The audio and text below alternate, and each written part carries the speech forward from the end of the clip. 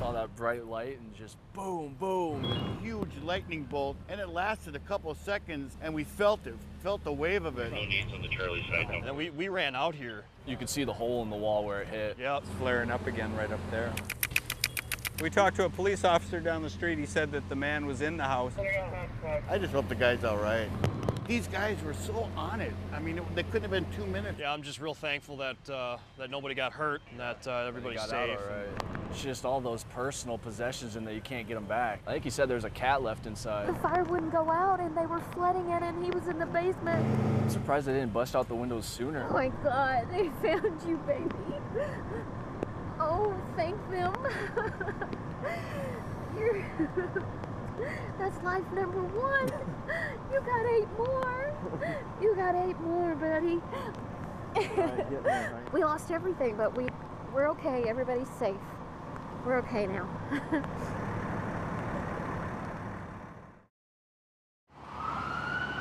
A big bang. The Prius was trying to pull out of the parking lot, and he was trying to turn left at the intersection, and then the black car came down the road going pretty fast and just completely T-boned it. When you're driving, you have to wait for your turn, even though it's 4 ways. Yeah, that was gut-wrenching, you know? It was really disturbing, honestly, because we saw him get dragged out of the vehicle and he had blood on him. They were unresponsive and they had him on the ground doing CPR. And then probably a minute or 2 later, the paramedics arrived and declared him dead.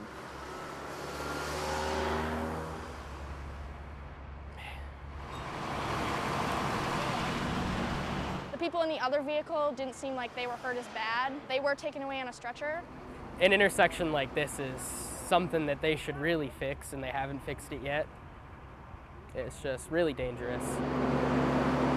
I feel like they should maybe put a light in there, or maybe reconstruct the way the intersection is. I don't know. There's just been a lot of incidents like this before.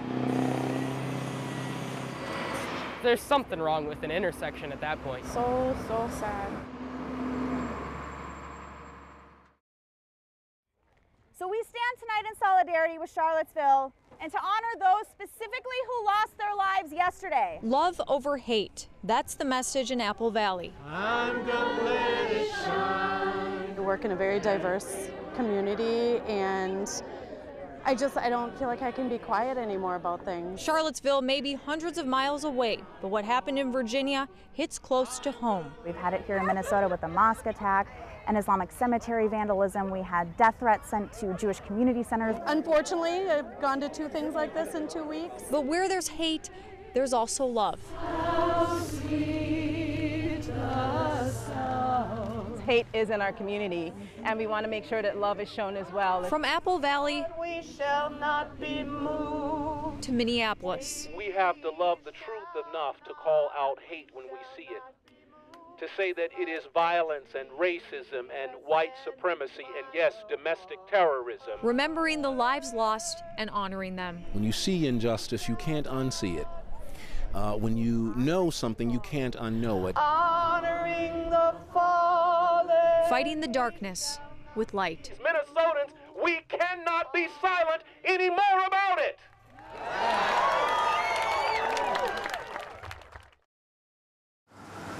Wayzata dressed itself in blue, both color and mood. Everywhere you go, people are talking about it. Why? What sense is there? Blue for the young officer, his wife, and 7-year-old son. No dad. Where's Daddy? Won't play catch with him or, take him to ball games. And when we lose one, we all mourn. Blue, the backdrop for the hurt. This is St. Bart's School. Now bringing Wayzata Thank you. together. Every single one of these cars is filled with people who puts their life on the line to keep us safe. Lindsay Cook and daughter Addie. That's why so many people are sad, because we respect them so much. Street side. Thank you. With the entire student body at St. Bart's Catholic School. Are you about to cry? Yeah. The same students who put down pencils last Friday when they heard sirens. We just knew all we could do right then and there was pray. Now helping to write Officer Matthews' ending. From Wilmer, from Zambroda, they're coming from all over. There's no words. Maybe do a sign of a cross as he goes by to bless him. Officer Matthews was close friends with none of the people from whom you've heard in this story. Yet he was somehow all of theirs. It is so sad. Now, back to their classrooms and jobs, blue and forever touched. We'll pray for him tonight. We'll pray for Rosetta. The home on Riverview Drive is now quieter. You just can't imagine what it's like. Keith Davison, retired district court judge, is still getting used to the alone. April of 2016, that's when I lost her. Keith lost Evie. After 66 years, their home went silent. Even Evie's now stilled wristwatch on the nightstand. I just don't have the heart to move it. You cry a lot. That's just the way it is, you know, because she's not here. Now, at 94, the judge has reached a decision. Here comes the cement truck. 94. Right here? As he pondered a backyard addition and took the plunge. It's 16 by 32, the pool itself. Deep into missing his Evie, the judge had had enough silence. Hi. Then quit. You ready to go swimming? Quiet. One of the judge's pool. I knew they'd come. Plenty of people thought the judge was joking when he first floated this idea. This spring, when I saw him marking the yard, I told my husband, he's really going to do it. He's really going to put a pool in his backyard. Hard to be lonely, he reckoned, if he surrounded himself with kids. It's awesome and fun. Now we're going to be here every day. I'm not sitting by myself looking at the walls. And it's him spreading joy throughout our neighborhood and for these kids. When you get to know him and talk to him, that's one of the things he just talks about. He's like, I never had any grandkids. And so in a way, we're like, well, you kind of adopted our whole neighborhood of kids. These are your grandkids. Thank you. You're welcome. Come again, Ireland. Grief Right. can be a deep, lonely place. Judge Davison took another step out the day the neighborhood dove in. Boyd Hooper, KARE 11 News, Morris. Got it.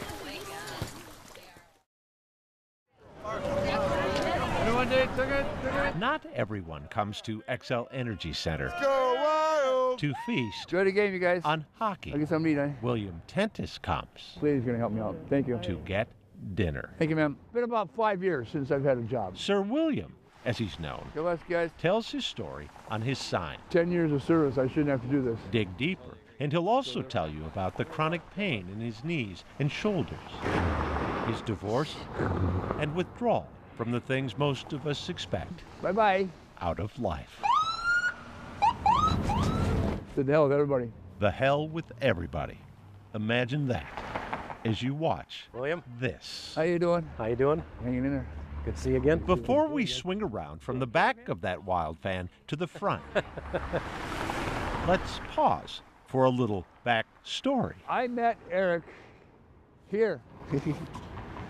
And then he questioned whether or not I had if I was really a veteran. Skepticism is understandable, given Eric Reitz served his country in Iraq. It's a card that the VA issues out. William showed Eric his credentials the entire time, unaware. I was in a wild jersey. He's a cop. I gave him $20 and said, here you go, thank you for your service. And didn't think I'd ever see the guy again. Enjoy the game now. But the very next game, William was waiting to show Eric a $20 grocery receipt. Yeah, pretty crazy. Who wants to help somebody get a bottle? Went to the ATM, handed him another $20 and said, here you go. Anyone need tickets? And so it continued each time they'd meet. There you go, my friend. Thanks, bro. Goodbye. In between, William went back to his life. I believe it was 207. And Eric back to his. People hear the word homeless and automatically they think certain things. Things that don't include the December phone message William left at St. Paul Police Headquarters. I said, I need to get a hold of Eric. I'm trying to find Eric. So I called him up and I said, well, what's going on? You know, you in trouble? You okay? He says, no, I'm good. He goes, I've got some Christmas presents for you. 3-finger mittens. You know, he sees me outside directing traffic and he goes, it gets cold out, so you need these gloves. It blew me away. It was a good night. It was a real good night. It's not all take. You got to give. Okay, if you don't give, you're not human. And I agree with that, 100%. Which is why a homeless man just sat himself in the pickup truck of a St. Paul cop. So this is my house. Welcome to my humble home. Adrian Peterson signed it. Somewhere between football and family photos, Eric shared that piece of himself. Right. Most painful. I didn't know that. That my wife had died? I don't think you ever told me that. Janelle Reitz died 9 years ago at 35 of a heart attack, leaving Eric a single dad. Hopefully tomorrow will be better, Lord. The bad and the good. Pepper? Friends share. Well, that's one of the things about the Army. Get in, eat, get out. Exactly. This is good meat. Tomorrow holds the challenge of another homeless day. Take care of yourself. Good luck. All right, I'll see you later. But for William, the open arm of the law Love you too. won't be far away. Enjoy the game now. Maybe somebody tonight. God bless. Boyd Hubert, KARE 11 News, St. Paul.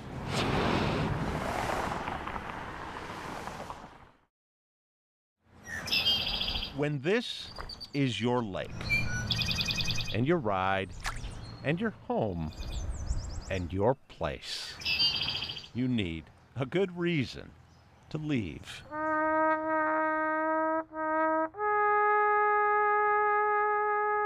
Like the reason Gary Marquardt departs his comfy life almost every day.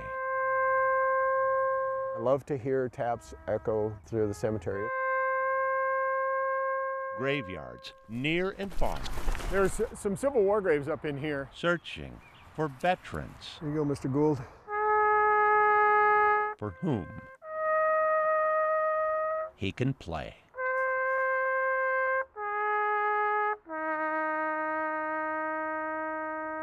This started 3 years ago when Gary attended a military funeral and heard a mechanical bugle.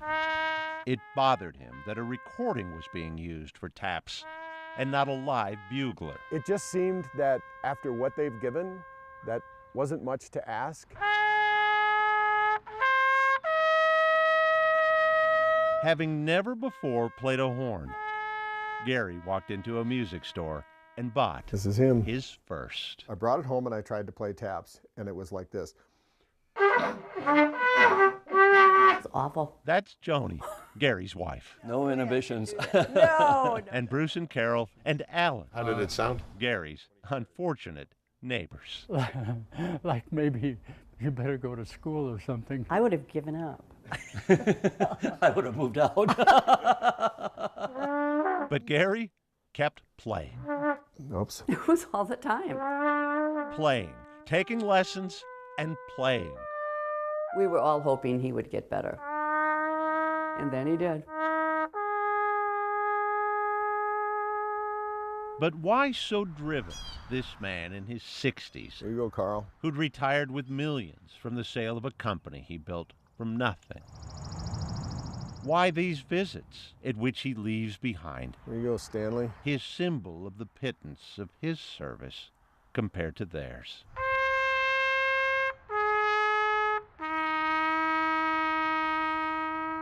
Why leads back to a man once all but certain he was heading to Vietnam when a bleeding ulcer intervened. I collapsed at work, and all of a sudden I was 4F. 4F, unfit to serve. Like his father had, like his high school buddies were, some of whom wouldn't come home, while Gary got a pass. I think ashamed is a word. I was ashamed that I was happy I didn't have to go. Which is why, 5 decades later, Gary now wears a uniform.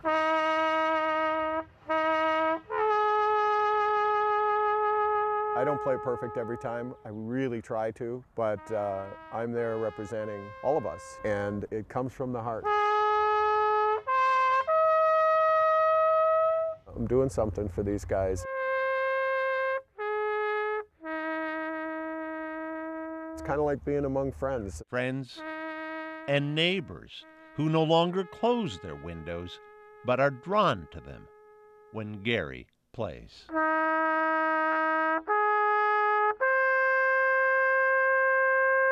Every night at sunset, up and down the Lake Minnetonka shoreline, people stop to listen.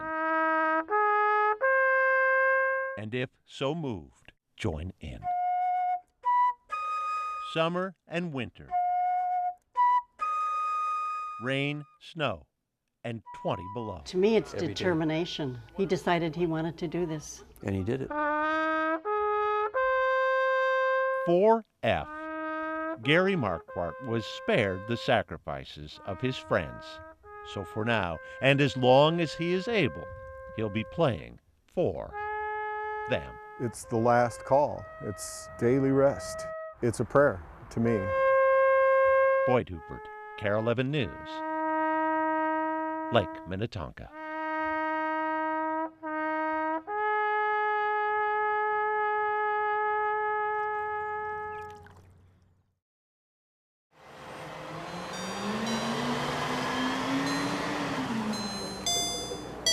The spirit of Christmas emerges early from apartment 209.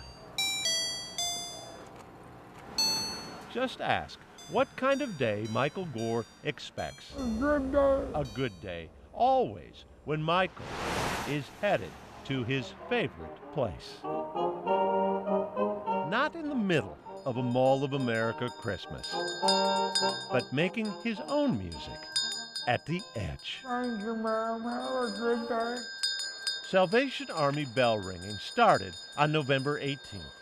Michael has not missed a day. Nope. 6-day weeks, 10-hour days. Not a single day.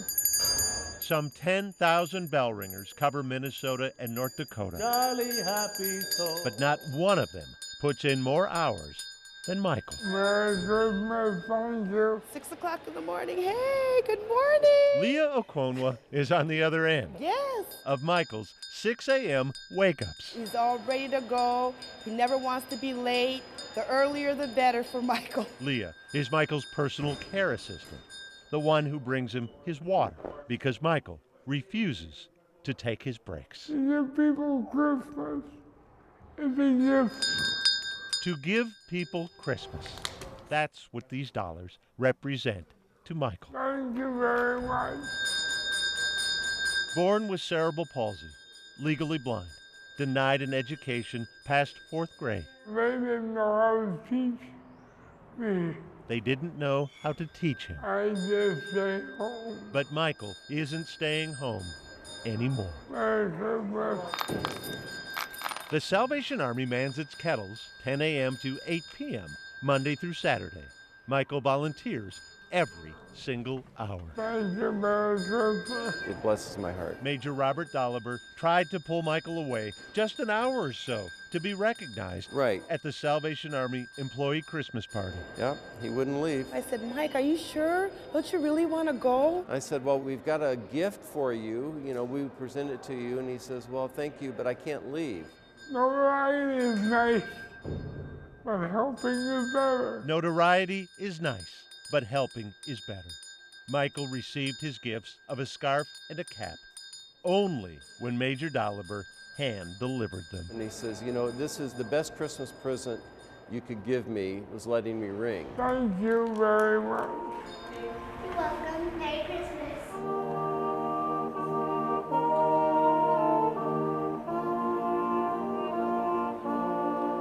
Many of us have been abundantly blessed in career and family and love.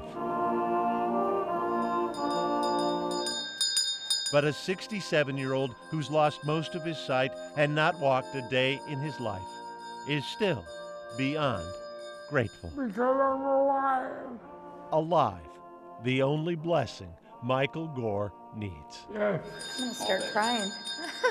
Maybe the true meaning of Christmas is at the mall. God bless you. After all, Thank you, Merry Christmas. Boyd Hubert, KARE 11 News, Mall of America.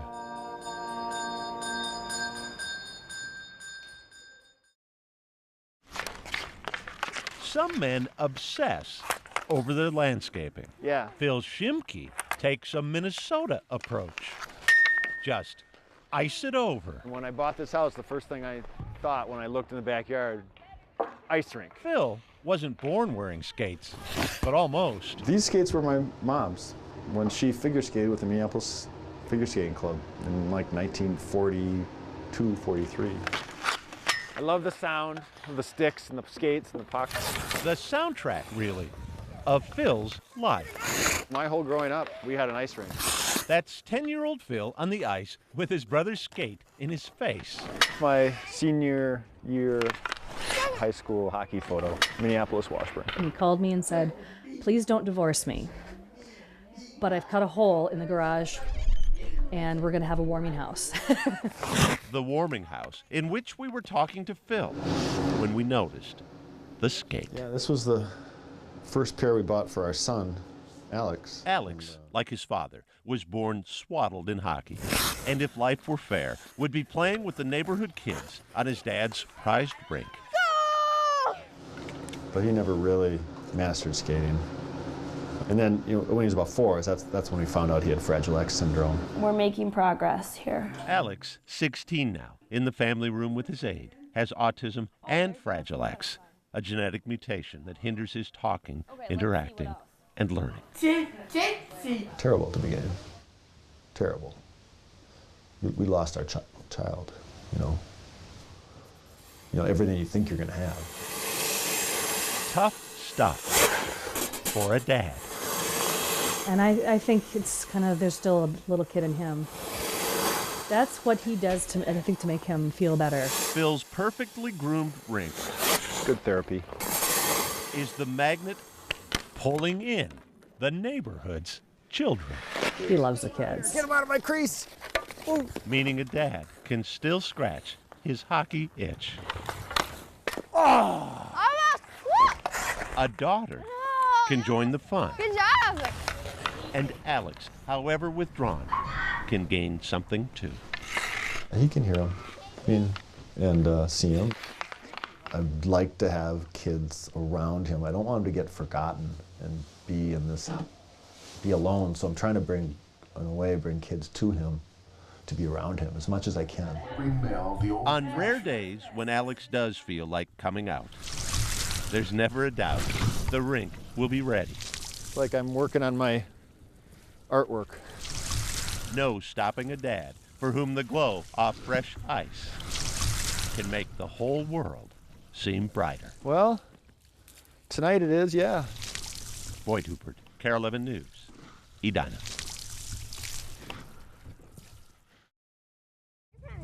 Customer, guys, customer. Summer traditions are coming to a close. But Ethan Spade, Kool-Aid is good, people. Come and get it. Is open for business. It's been pretty good. We did it for 2 days. We've had a lot of people come. Cups of Kool-Aid. Who's going to take this? Swapped for cash in Cottage Grove. All the money that we get, we're going to give to Texas.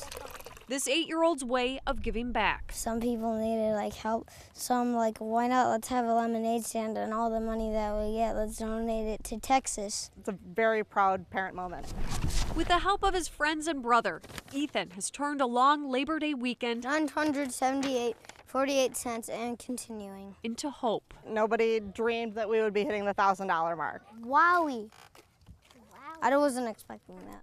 Good news as his aunt heads to Houston. She works for an insurance company, so she travels when there's a catastrophe. So he's pretty vigilant about knowing when things are happening and knowing when she'll be gone.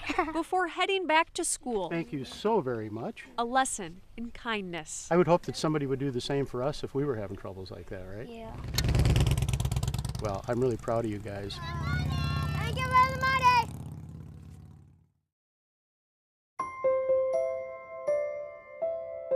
You guys are so cute today. Look at you. Good morning. Look at those glasses. Look how beautiful you are. You are so ready for picture day. Picture day smiles ready. Showing them off in 3, 2, 1. Show it. Oh, yes.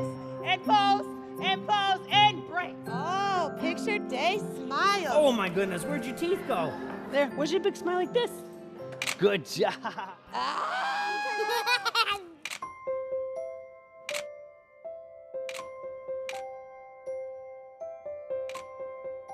I Love My Hair by Natasha Anastasia. Do you know why you're so lucky to have this head of hair, Kiana? Because it's beautiful and you can wear it in any style.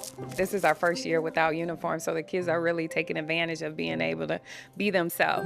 Is that a microphone? Is it on? Hey! Big dresses, hair pent up, some natural curls. The guys, they're wearing suits, have bow ties on and vests. There was some twists. There was some French braids, regular braids. I saw some barrettes, some beads. Hold on one second. Can I fix it just a little? Is that okay? The kids are able to come in and just show off who they are on a higher level. Come on, girl, come on. Get it, girl, get it, get it. Come on, man, take your hands out your pockets. Let me see that corduroy JCPenney smile. Oh, there he is, look at that smile. Woo! Let's see those pearly whites. Big smile, come on, Jamarion. There it is, All right.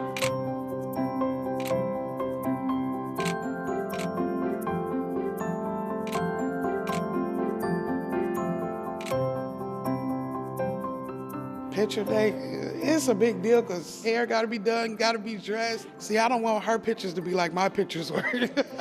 Nuh-uh, not with her. You got to have your baby pretty.